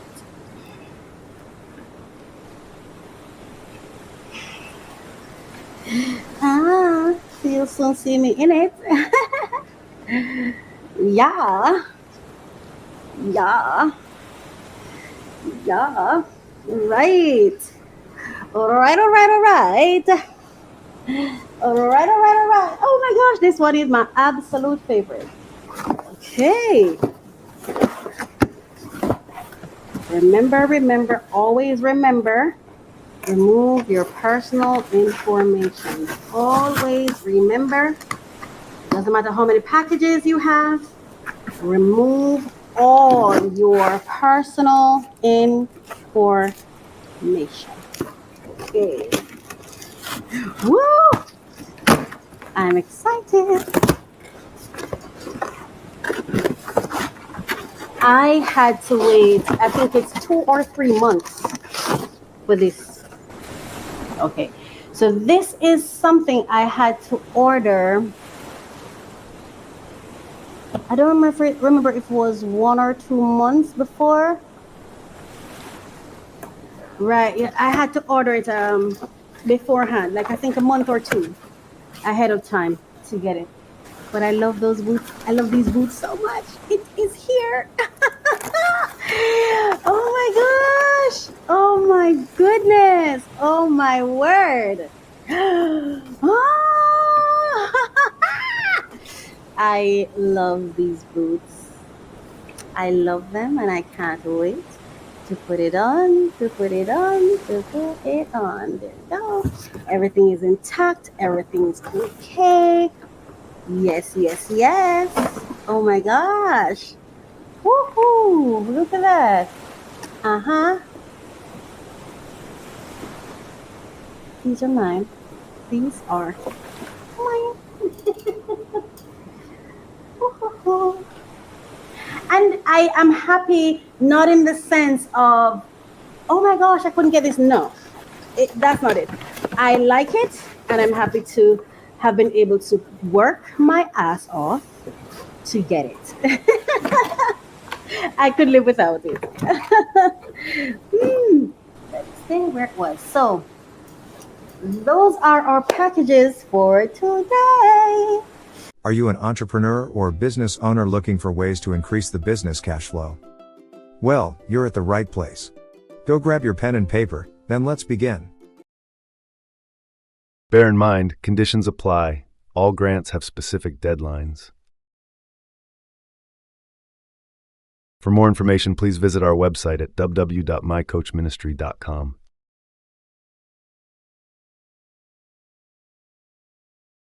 Scan this QR code now and begin.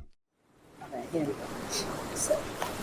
All right, so we're going to be looking, today I'm going to be sharing with you information for those who are in the Caribbean, specifically in Jamaica, or someone who, well, if you're anywhere and you want to study in Jamaica, I'm going to be sharing some information on grants, that scholarships that you can explore. All right, so that's what we're going to be looking at right now: scholarship opportunities for study in Jamaica. So it's very easy. You just go to my website, mycoachministry.com, and go under resources and select scholarships.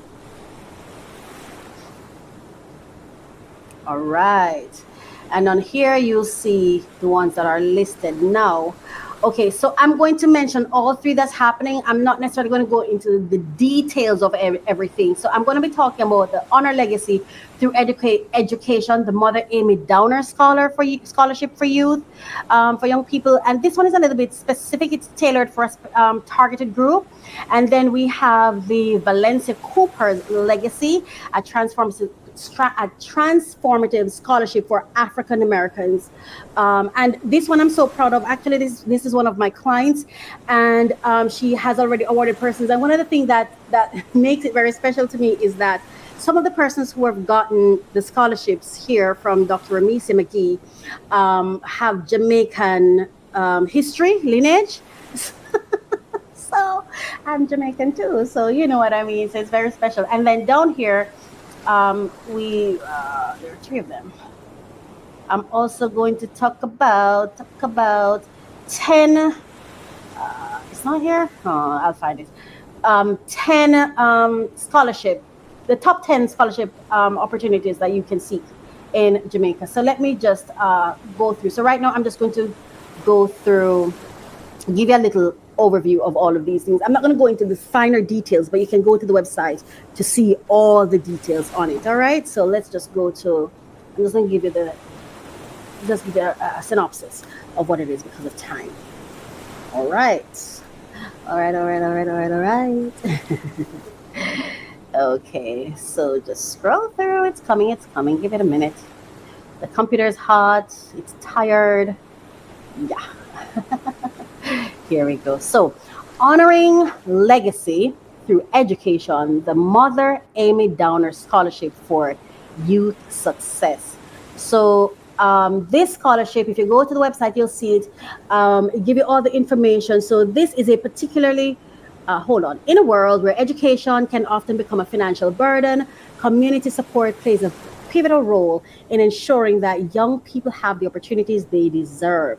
This is particularly true for the Showers of Blessing Apostolic Church, which has established the Mother Amy Downer Scholarship Award through the daughter, Andrea Downer Ashley.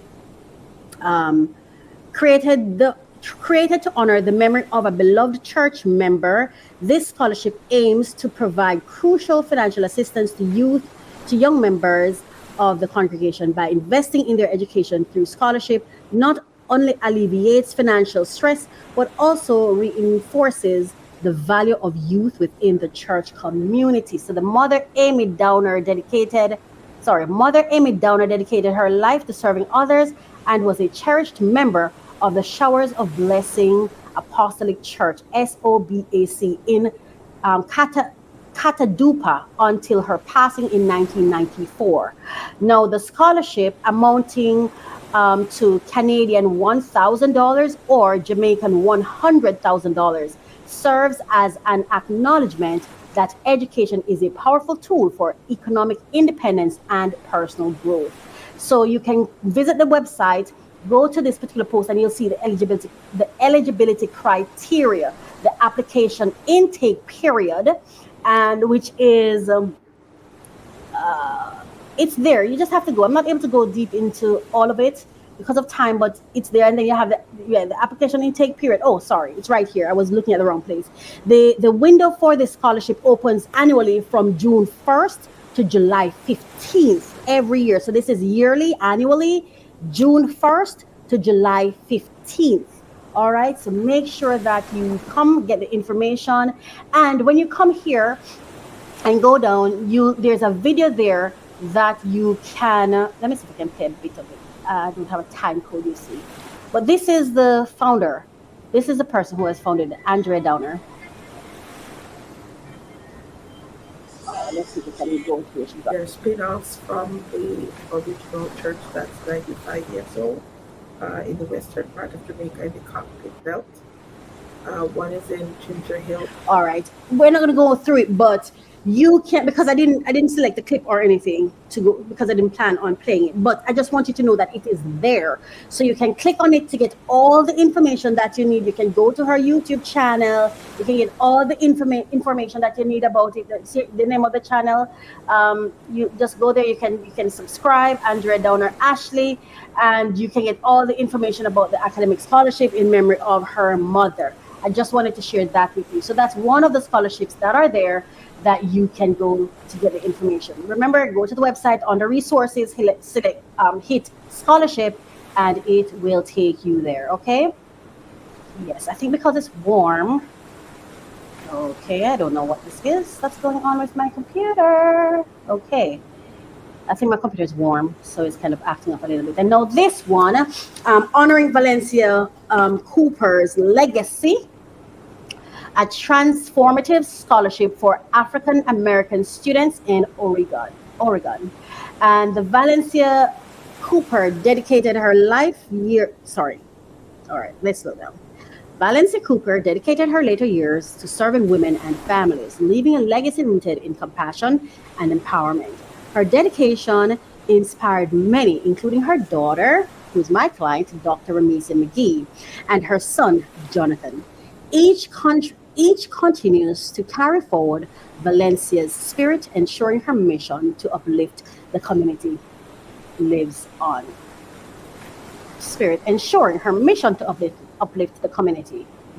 Right? So it's a powerful legacy of service, and it tells you a little bit about who Dr. McGee is. Black Girl Magic. She's such an adorable person, lovely person, and I think I'm gonna invite her on to talk about this in one of our episodes if she's open to it. But yeah, she's an absolute darling, just a lovely person. It's someone to get to know, and her scholarship is doing very, very well. So you can learn engaging with the community, how to support the scholarship, the call to action. The scholarship is called the Second Chance Opportunity Scholarship Award, and you can visit the website. Just hit the link, click to apply, and it will take you there. Click to apply, click on it, and it'll take you there. And I think there has been, how many so far? They've raised more than $2,000, but there has been, I think, between 4 to 6 persons who have won the scholarship, who have been awarded the scholarship so far. I think it's in the other one, but yes, who have been awarded so far. And I know they have a thing coming. Let me click this one to show it to you. So unlock your future 7. Okay, so here are the 7 steps to apply for that scholarship, right? And I just want to show you something. Where is it? Where is it? Ah, there we go. So 1, 2, 3, 4, 5, 6 recipients so far, and they're going to be having their recipients and donors gratitude luncheon, and on September 6th, 2025 of this year, and it's going to be held in Albany, of course, because that's where the scholarship is applicable. So yeah, so you have, and if you want to go, you have to RSVP by August 1st, which is Emancipation Day for Jamaica of this year. So congratulations to their 6 awardees. This is fantastic. It's phenomenal. You don't have to struggle alone. You can seek support from persons who are willing to give it, because many people are willing. See, in these 2 cases, these are 2 women who are honoring their mother through the scholarship, right? So it's a powerful thing. This is the one I was referencing. So I'm going to leave you with this, and then we're going to close for today. 10 essential facts about, oh, wrong one again. I'm going to talk about Chase. Let me just mention it here. So there are 2 more for me to mention. Okay, so another funding that you can access is the Chase Funds Jamaica Scholarship. And here are 10 facts that every student should know about, and I'm just going to highlight them. 1, the purpose of the scholarship, the eligibility criteria, types of scholarships available. They have full scholarship, partial scholarship, grants, right? And as you can see, the information is there. Then you have the application process. You have to complete the application form, and for this one, and you have, of course, you have necessary documentation that you have to attach. But for this one, you have to see the application is submitted you have to submit everything in your application by the designated deadline, which usually falls between April for fall and falls in April for fall enrollment. Of course, you have different enrollment periods, right? And the link is below where you can click. So, number five, important deadlines. So here are this is it, right? So awareness of application deadlines is vital.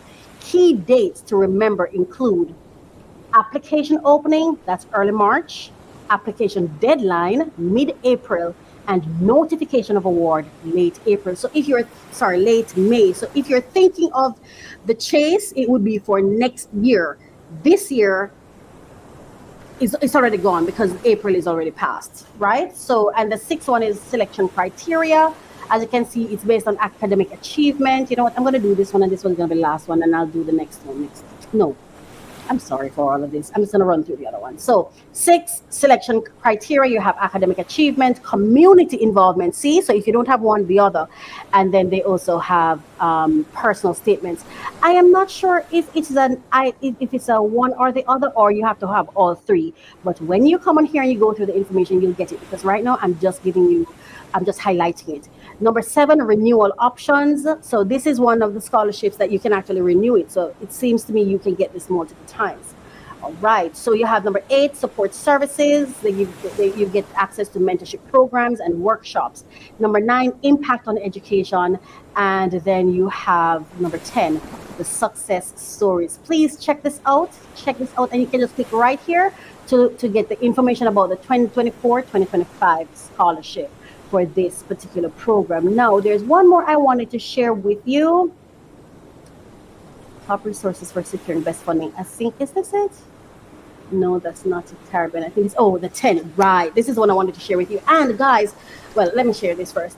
Discover the top 10 scholarship programs in Jamaica that every student should know about. And I'm just going to mention them by name. For the details, please just go to the website. It's there. It's all there, because I'm not able to put all the information in one blog, even 2 blogs. And also remember, every episode, I go through these different opportunities, right? So it's not like we'll never talk about them again. So 1, Jamaica National Foundation Scholarship. Then you have number 2, the Grace Kennedy Scholarship Program. Then you have number 3, the Digicel Foundation Scholarship. 4, the UE Open Scholarship. 5, the Branson Center of Entrepreneurship Jamaica Scholarship. Number 6, the NCB Scholarship Program. Number 7, the Ministry of Education's Government Scholarship. Number 8, the Jamaica Emergency Employment Program JEEP Scholarship. Number 9, the Mona School of Business and Management Scholarship. And number 10, the Alcan Jamaica Jamaica scholarship. Now, these are information that I found when I went and did some research. Now, finding the right scholarship for you, it requires extensive research, preparing your documents, meeting the deadlines, craft a strong application, and seek guidance. Now, what I want to do, the reason I'm doing this information is because I understand the process of scholarship application, and then it's difficult to find the scholarship and then to get everything together to apply for the scholarship. So I want to help you by finding the information and letting you know what is available. Now that you have what's available here, you can focus on the application and getting yourself ready for it, right? Now, if there are certain, if there's a certain type of scholarship that you're looking for, you can write in the comment. Let me know what information would you like me to garner on your behalf that can help you to achieve your success, whether it's in scholarship or just accessing funding overall for your business. You can let me know what specific area you're looking to, and I will help you by having my team do the research to present to you what's available, and then you can go from there and do your application. We just want to help you. This is just my way of supporting the people I love, the people I care about, and all of you who show up to support me. Overall, my desire and my passion is supporting entrepreneurs. I'm passionate about that, right? So that's why we're here. So all you have to do is come to the website and go to mycoachministry.com, right? And when you go there, you just, under resources, you just find whether you're looking for the funding blog or you're looking for the scholarships, right?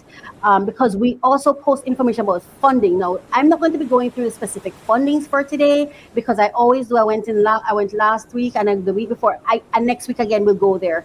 So I'm recording this in May. So as you can see, the top funding for May is present. But by the time you get this blog, the top funding opportunities for June will be available on the website. So you can just go to mycoachministry.com and /blog. You don't even have to put on the /blog. Just go to mycoachministry.com, or there is a QR code that's currently displayed on my screen. You just hit that QR code and it will take you straight to the website. And then when you scroll through, it's all over. You can't miss it. You'll see the blogs, you'll see the funding. But if you can't find it, go to under resources, the tab that says resources, and beneath there you will see all the resources to support you. This is really just me finding a way to support it in a way that I wish that other persons had supported me.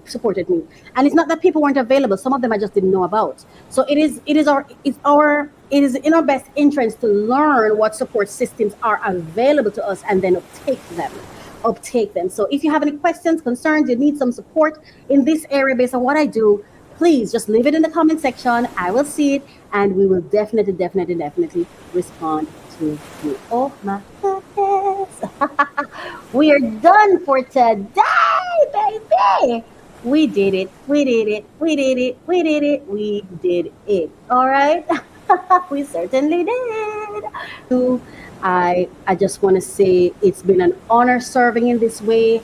I feel like I'm really doing good work that can helpful work that can really help someone if they decide to pay attention. So it is my hope that it actually is meeting that goal and that desire that I have. I just want to say thank you so much. Thank you to the persons in the stories. Thank you to Ye and Will Smith and the people who interviewed them, Piers Morgan, the $1 million worth of game podcast on YouTube. And I just want to say thank you to you. Thank you for watching. Thank you for listening. Thank you for participating. Thank you for leaving a comment. I hope you enjoy the sights, the sounds, and everything. I am Coach Racquel, and this has been episode 12. Oh my gosh. Episode 12 of the Refresh, Relax, Renew podcast. Thank you so much for watching. Mwah. I love to open new packages. There will be the latest information on the top funding opportunities for entrepreneurs who are seeking funding. Come along with me. I'm Coach Racquel, and this is a passion project for me, so I am so happy to bring this to you. Thank you so much for listening. Thank you for watching.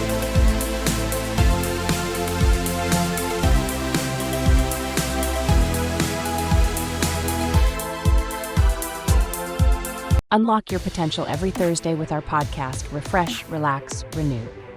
Join Coach Racquel as she guides you through personal development journeys. Each episode focuses on actionable steps to enhance your personal journey.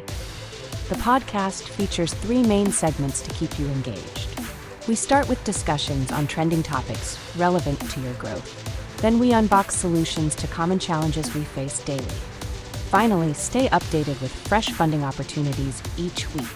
Tune in every Thursday for new episodes, and see you there.